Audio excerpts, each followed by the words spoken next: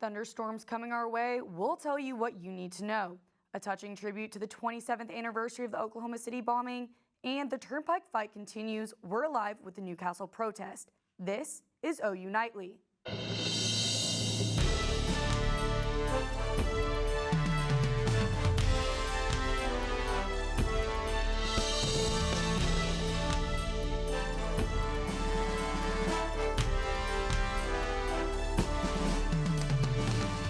Thanks for joining us for OU Nightly. I'm Madi Daddario. And I'm Tyler Deluca. We begin tonight with the threat of spring storms. Let's get right over to Colton Williams for the very latest. Yeah, Maddie and Tyler, we're getting ready to move into more of an active severe weather pattern as we go throughout the next several days. Tonight is more of a quiet night. We are watching some what we call convective initiation going on here in the southwestern Oklahoma region. Really, though, as these storms are moving into the Oklahoma environment, they're moving into a less favorable environment here. Just talking about rain moving towards the Oklahoma City metro as we go throughout the next several hours. These rain and storms moving into the western sides of Grady County are really becoming weaker. So we've got rain coming tonight, a warm and windy week ahead. I'll let you know the days you need to watch this week coming up here in just a couple minutes.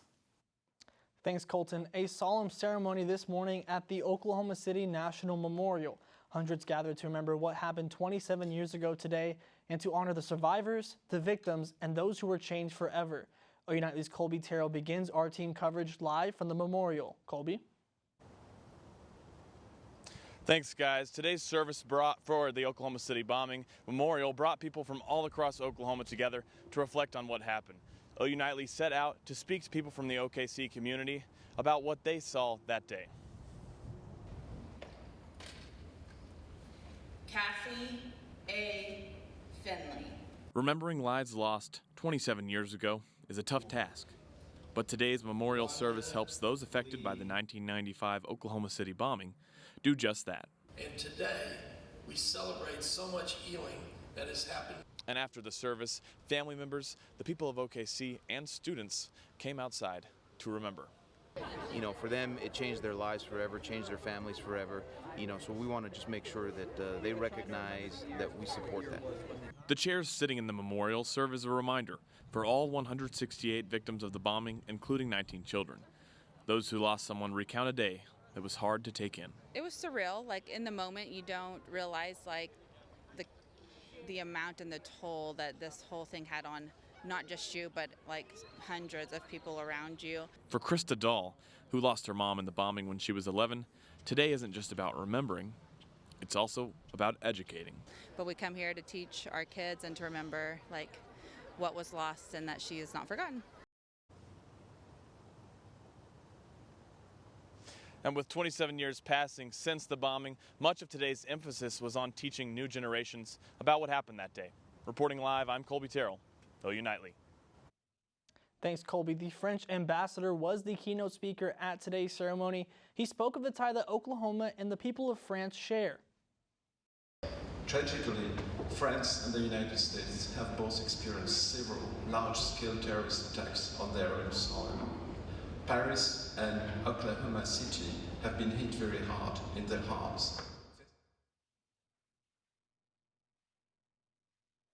The crowd heard the ambassador talk of that terrorism attack on a newspaper that killed 12 people. Governor Stitt also mentioned the similarities between the two places when it comes to facing attacks. Many at the ceremony stressed the importance of making sure future generations know the story. OU Nightly's Adam Dickinson and Harry Robinson, our exchange students from Great Britain, spoke to those creating lasting impressions on the generation to come. Harry, Adam. Yes, as Kolby said earlier, people were gathered here this morning to remember those lives lost, but also to learn more about the tragedy. As two foreign students here in Oklahoma, we were definitely in the latter group. And as we were walking around the chairs with their decorative flowers on, we wanted to find out who's making sure the future generations don't forget. Whilst the memorial was busy, the atmosphere was somber and quiet. It was a time for remembrance. Though with a whole generation passing since the bombing took place, we spoke to people about how the memory of those lost 27 years ago is being kept alive. Because I never grew up even just being so close, just to stay away learning about this in any of my education. So this was something that I had to make the effort to learn about myself. My 8th grade students for the last 2 weeks have been doing research on the Oklahoma City bombing. Each one was assigned at least 2 victims. Some volunteered and took 3 and 4 victims. We've been doing this for several years. It's shocking how little they know. Some didn't even know that it happened. And now they know the victims' names, they know family members. I want to make a small difference. I want to be able to be a part of change. Yes. But with the reverberations of the explosion still felt here in the Sooner state, it felt for many people like the importance was keeping the memory alive. We spoke to one woman who lost both of her grandchildren at the bombing. When asked if she's worried about people forgetting the tragedy, she said she feels that people already have. And that's resonated with people here who want to teach people like us and the new generations about the tragedy. Reporting for OU Nightly at the Oklahoma City Bombing Memorial, I'm Adam Dickinson. And I'm Harry Robinson. Adam and Harry, thank you. The fight over a new Oklahoma Turnpike continues tonight at the Norman Public Library's Central Branch. Last night, crowds gathered in Newcastle with questions and concerns about what the plan will do to homes and businesses. OU Nightly's Dana Searles is live with the story. Dana? Many homeowners are not happy with a plan to expand an Oklahoma Turnpike that could go through properties affecting residents. The city of Norman will gather here tonight for the third Access Oklahoma meeting open to the public. Last night I went to Newcastle to hear what residents had to say. I mean, all I've seen is this, which I feel like is... The Oklahoma Turnpike Authority's $5 billion project to expand the Kickapoo Turnpike throughout the state has residents and property owners outraged. I will no longer have neighbors living across the street from me. I will have empty spaces with a turnpike. They are building this across the aquifer that feeds my well. I'm worried about the runoff from the chemicals that are used on the road. I'm worried about the traffic. I am not happy about it. I didn't move to where I built my house in order to have a turnpike in my front yard. At last night's second Access Oklahoma meeting, residents had the opportunity to share their frustrations to OTA. We're sharing some information, trying to answer individual questions that some of the property owners and homeowners and residents might have. And then on the other side of that, we're trying to gather information. So if there's something in particular that's unique about a section of of somebody's property and they think they're going to be affected, we want to hear that information. Although the OTA is attempting to provide residents with solutions, people are still against it. Get rid of the turnpike. It does not need to go up where it is set to be. They don't see us as people. They see us as rooftops. This is the second Access Oklahoma meeting, and Pike Off OTA is one group advocating against the expansion. Yeah, we're here to spread real information, whereas the OTA is here to spread, well, less than information. The meeting tonight will start at 5:30 here at the Norman Public Library Central location. There will be another meeting Thursday night and more, and OU Nightly will be at both meetings to tell you what happens. Reporting live, Dana Searles, OU Nightly. Thanks, Dana. Today, the deputy head of the office of the Ukrainian President Igor Zvatka is calling on the U.S., UK, and other European countries to send weapons to Ukraine. Today, Russian troops continued to pour into Ukraine, creating a boomerang-shaped front hundreds of miles along the country in an attempt to slice Ukraine in two. If Russia succeeds, this offense known as Donbas will be a victory for Russia after failing to take over Kiev. A Russian defense military spokesman said an air-launched missile destroyed 13 Ukrainian troops and weapons locations as well as 60 other facilities. Today, 2 schools were targeted in Afghanistan by a possible suicide bomber, leaving many in a state of panic. Brooklyn Sweet has that story and the rest of today's headlines from around the world. Thanks, Tyler. In Afghanistan, at least 6 are dead and dozens more injured from an attack on 2 schools in western Kabul today. The explosions occurred in the Hazara neighborhood, which is home to many Shia Muslims. This area was targeted in the past by Islamic State. When we went outside, we saw the suicide attack happen there. When we wanted to see what had happened, the area was full of smoke, dust, and blood. People were running away and crying. There has been no official claim on responsibility for today's attack. Moderna just announced a new booster shot that may be able to fight off more than one variant at a time. Officials say the shot is made up of the current vaccine with new updates based on the beta variant. The company says in comparison to the original, the new booster shot prompted greater antibody responses against Omicron and other variations of the virus. A lawyer for former President Donald Trump is still holding on to thousands of documents regarding the January 6th Capitol riots. John Eastman claims there's 36,000 pages worth of information that needs to stay confidential. A court filing this week ordered Eastman to turn over 101 documents to the committee, and a federal judge will decide if the remaining pages can stay under wraps. And today, Johnny Depp is testifying against ex-wife Amber Heard in his defamation case. Tyler and Maddie, back to you. Thanks, Brooklyn. Small businesses across the country are concerned about cuts being made from COVID relief funding. When OU Nightly returns, find out how this financial cut could affect local businesses. Plus, one of the biggest media entertainment powerhouses is seeing a decrease in shares. Find out why in Money Matters after the break.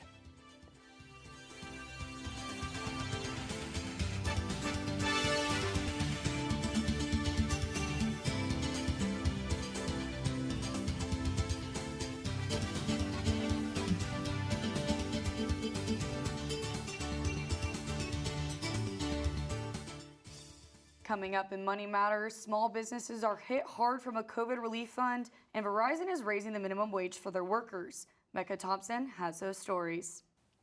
Thanks, Maddie. Small businesses are facing a huge cut from COVID relief funding that wasn't yet dispersed. The $2 billion in question are part of a long-term aid program meant to help small businesses as the economy rebounds. The Biden administration has asked Congress for more funding to continue the fight against COVID, but some states say the cut in federal funding could severely limit the aid they're able to provide their business owners. The telecommunications company Verizon announced that they will raise their minimum wage to $20 an hour. This boost in earnings is offered for workers in customer service, in-store sales positions, and retail. Verizon has not said exactly how many employees the pay hike will impact, but other positions in the company will see enhanced compensation and incentives. And shares of Disney have dropped nearly 15% so far in 2022. Despite the company's long library of movies and shows, investors are worried that inflation and too much content will decrease streaming subscription growth. Maddie and Tyler, Volkswagen also plans to give Tesla a run for their money in the electric vehicle business. That's all from me. The OU Nightly weather team is keeping a close eye on the radar. Rain is headed towards Norman, and Colton Williams has an eye on the thing. Colton? Yeah, that's right. We've got some showers and storms moving in here. Not talking about any severe weather, just good old-fashioned rain. I'll show you all that and more. Plus, this weekend severe weather threat. We'll break it all down coming up here in just a few minutes. Don't go anywhere. We'll be right back.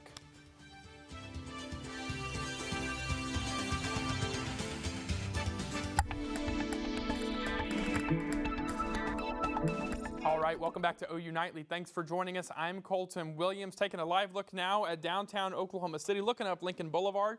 You can see the camera shaking a bit there. The winds are already up, gusting to 40. We're sitting at southeast 29 right now. Temperatures have dropped a couple degrees. Now we're sitting in the upper 60s. We've got a thick layer of clouds overhead all across the metro. Now we've got upper 60s and lower 70s. Southwest of the metro already dipping down, maybe even a couple lower 60s behind those showers and storms that are moving through. Still a couple upper 70s here on the northwestern sides. Across the state, it's much of the same. Middle to upper 60s. The numbers in blue, those are your wind gusts coming out of the Oklahoma Mesonet there. So you see 35 to 40 miles per hour all across the state here.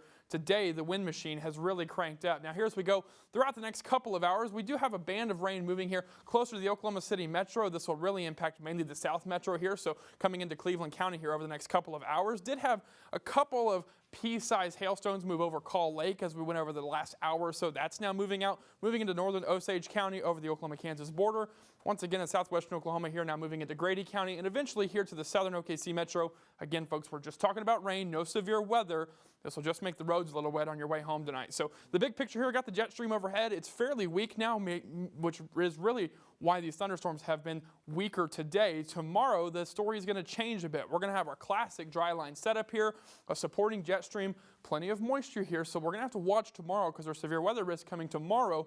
could eventually end up being substantial here. So right now the Storm Prediction Center has a slight risk for severe weather, I-35 and eastward here. As we go throughout the next couple of hours today and into tomorrow, we're going to have to really keep our eye on this because Futurecast is now beginning to show a couple of isolated discrete thunderstorms and supercells in and around the Oklahoma City metro tomorrow afternoon and tomorrow evening. So this, yes, could mean large hail, damaging wind, maybe even tornadoes. So we'll have to keep our eye on this as we go into tomorrow. Again, nothing is locked in as of yet. As we go into the later part of this week, again, here goes those isolated storms tomorrow, Thursday, Friday. As we move into the weekend, we'll have a big area of low pressure bring in the potential for some strong storms. Again, this weekend have maybe a really classic dry line setup, a couple of lingering days of energy as we go into the later part of the weekend. So we'll have to keep an eye on that as we go overnight. Tonight, lows in the upper 50s.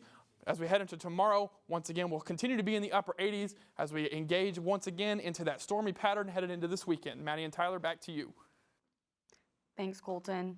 Sooner baseball will be taking the field again today, and OU Nightly's Brigg Bates joins us with the preview. Brigg?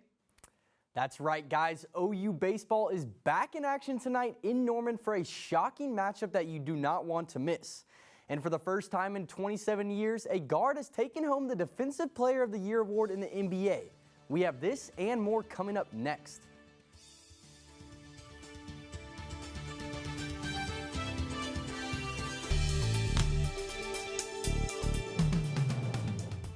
Welcome back to OU Nightly. I'm Brigg Bates, and it's time for sports.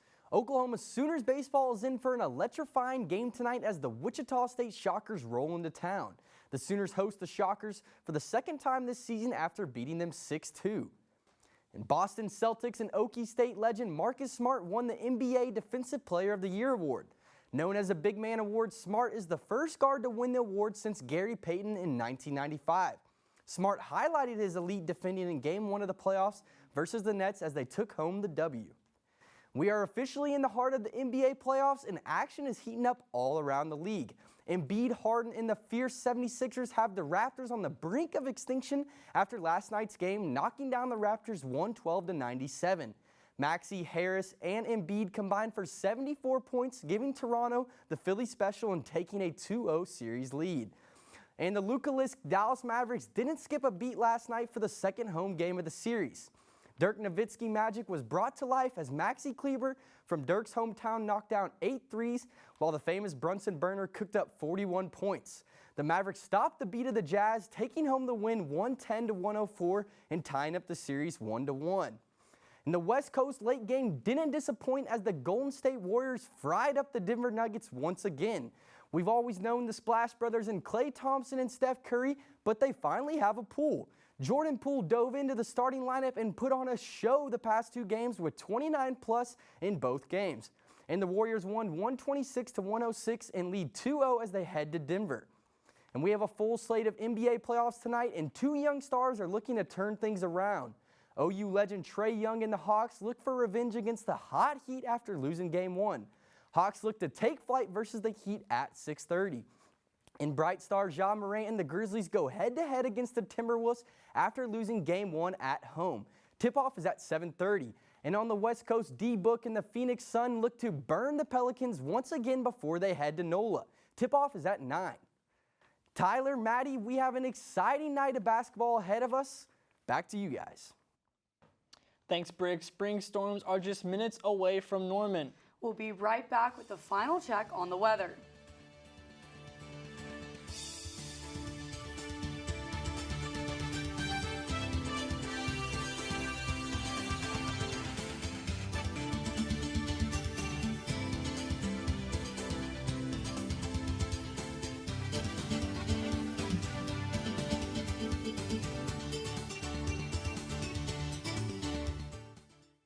I'm Emily Faith at the OU Nightly Update Desk.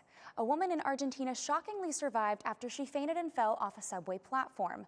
The woman stumbled off the edge and was swept underneath a moving train. Security rescued her from the tracks and rushed her to the hospital for treatment. That's all for me. Back to you, Tyler. Thank you. Colton Williams is tracking storms headed this way. And we have some chances for more severe weather later this week. Colton? Yeah, that's right. So we've got some rain moving through the Oklahoma City metro as we go throughout the next hour or so. Now, again, guys, we're not talking any move your car to the garage, cover your vehicles. No, we're talking about just good old-fashioned rain tonight, maybe a rumble of thunder or two. You see any hail that would develop is now on the southern side of the Red River here. So as this continues to move over I-44 and towards the Oklahoma City metro, may have to turn your windshield wipers on the way home this afternoon, this evening. But overall, folks, again, we're just talking about some light rain here, maybe a wind gust or two. So again, as we go throughout the day tomorrow, 30% chance throughout the day and evening tomorrow. We will have cloudy skies for most of the day. We will clear out for Thursday and Friday. Beautiful days Thursday and Friday. Before then, our active pattern returns for Saturday and Sunday. Keep your eyes on this, folks. Make sure you stay weather and wear. For now, Maddie and Tyler, back to you. Thanks, Colton, and thank you for watching OU Nightly, brought to you by the Gaylord College of Journalism and Mass Communication on the campus of the University of Oklahoma. We'll see you back here tomorrow night, live at 4:30. Good night. Good night.